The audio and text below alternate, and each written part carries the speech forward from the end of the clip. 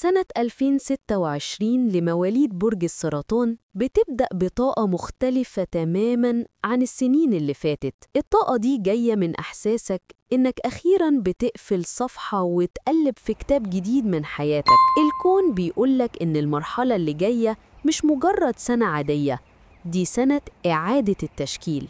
أنت بتكتشف نفسك من أول وجديد.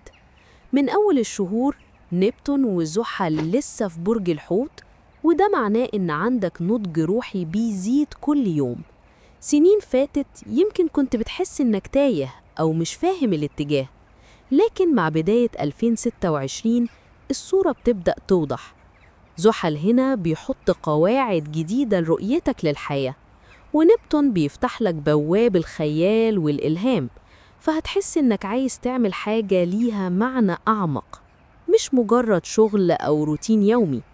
أما المشتري فوجوده في برج الجوزاء في أول نص السنة بيخليك تفكر أكتر من إنك تتحرك، كأنك بتراجع حساباتك وبتكتشف حاجات كنت سايبها من غير وعي. هنا ممكن تلاقي نفسك بتنسحب شوية من الزحمة أو السوشيال، وبتبدأ تشتغل على نفسك في هدوء، يمكن من غير ما الناس تاخد بالها، لكنك بتزرع بذور مهمة جداً للي جاي بعد كده. من يونيو 2026 المشتري بينتقل لبرجك أنت، وده الحدث الكبير اللي هيقلب الطاقة كلها لصالحك. من اللحظة دي تبدأ مرحلة الحظ، الفرص بتتفتح والنور بيرجع لعينيك بعد تعب طويل. الناس تبتدي تشوفك تاني، تسمعك، تحترم وجودك. لو كنت بتحضر مشروع أو بتخطط لتغيير كبير، فالنص التاني من السنة هو وقت التنفيذ الحقيقي. بس لازم ننتبه إن بلوتو داخل في برج الدلو ببطء، وبيبدأ يغير نظرتك للعلاقات والالتزامات. اللي هيفضل في حياتك بعد السنة دي هو فعلاً اللي يستحق. أي حاجة فيها تحكم أو خوف أو قيود هتتفك من تلقاء نفسها، حتى لو ده وجعك مؤقتاً، فالمحصلة هتكون حرية داخلية أقوى. أما الكسوفات فهي محطات مفصلية في 2026. الكسوف الأول في برج الحمل حوالين أبريل هيأثر على شغلك وطموحك، فيخليك تاخد خطوة جريئة أو تسيب حاجة خلاص بطلت تناسبك. أما الكسوف التاني في برج الميزان في سبتمبر فبيركز على بيت العيلة والمكان اللي بتنتمي ليه.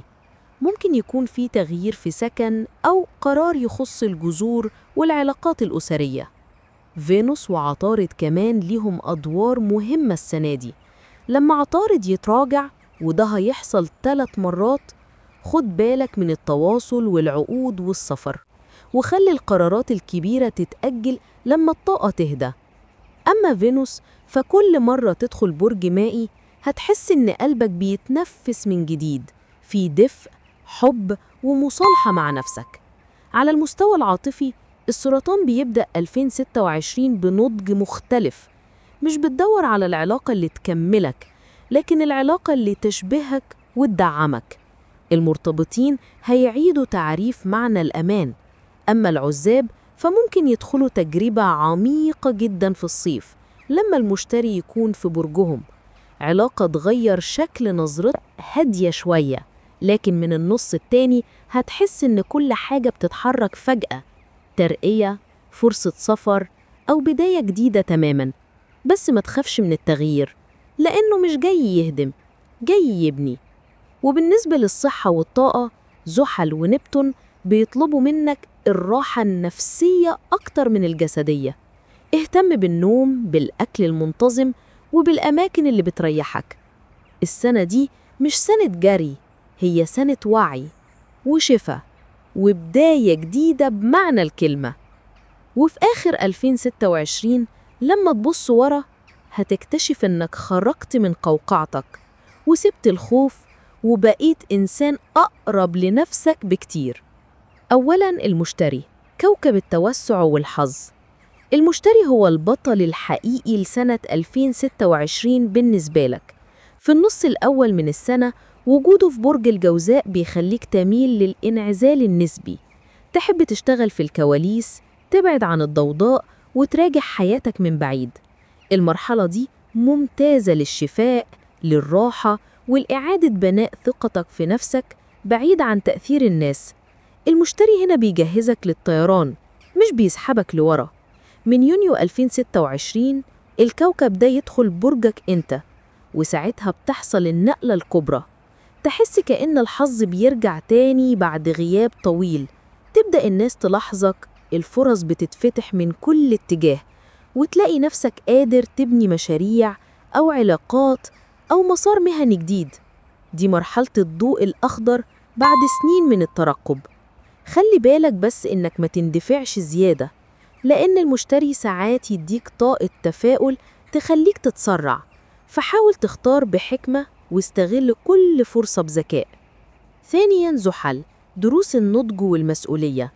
زحل مستمر في برج الحوت معظم السنة، وده بيأثر على بيتك التاسع، يعني على التفكير والإيمان والتوسع المقلي.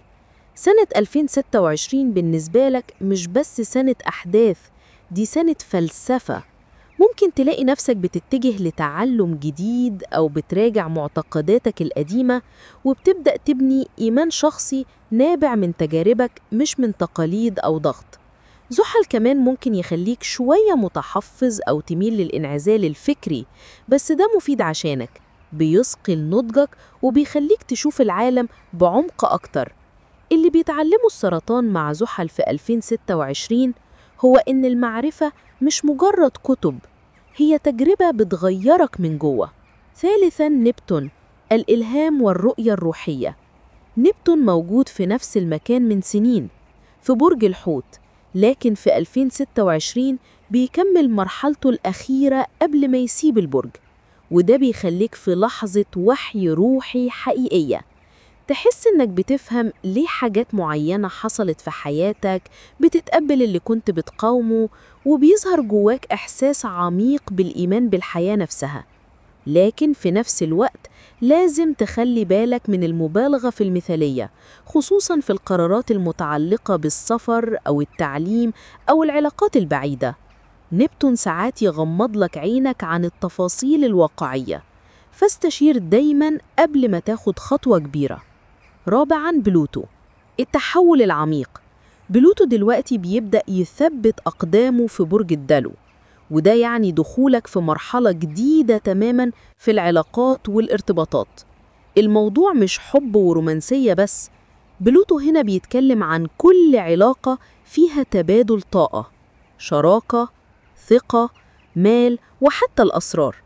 هيكشف لك مين اللي فعلاً بيشاركك النور ومين اللي بيستنزفك، وده ممكن يكون مؤلم شوية، بس النتيجة هي تحرر ضخم جداً. السرطان في نهاية 2026 هيبقى إنسان أقوى بكتير في التعامل مع الآخرين، مش لأنك بقيت قاسي، لكن لأنك فهمت حدودك. خامساً، أورانوس، المفاجآت والعلاقات الاجتماعية. أورانوس في برج الثور لسه بيهز بيتك ال11، وده معناه إن الصداقات والعلاقات الاجتماعية عندك مش ثابتة. في ناس جديدة هتدخل حياتك فجأة، وناس تانية ممكن تخرج بدون مقدمات. أورانوس دايماً بيحب يبدل في الدوائر حوالينا عشان يقربنا من الناس الصح. كمان ممكن تلاقي نفسك بتشارك في مشروع جماعي أو فكرة مبتكرة جداً، خصوصاً لو ليها علاقة بالتكنولوجيا أو الجانب الإنساني. دي من الحاجات اللي هتوصلك لأماكن ما كنتش متخيلها. سادساً، عطارد، التراجعات الثلاثة. تراجعات عطارد في 2026 بتحمل دروس تركيز ووعي. هيحصل 3 مرات في يناير ومايو وسبتمبر، وخلالهم حاول تبطأ شوية، راجع كلامك، عقودك وخططك، ما تتسرعش توقيع أو قرار مصيري. السنة دي بالذات كلامك هيبقى ليه وزن كبير، فكل كلمة محسوبة وكل رسالة ممكن تغير اتجاهك. سابعاً، فينوس، العواطف والجمال. فينوس هتتنقل خلال الأبراج، لكن فترات وجودها في الأبراج المائية السرطان، العقرب والحوت هتبقى لحظات سحر حقيقي بالنسبة لك.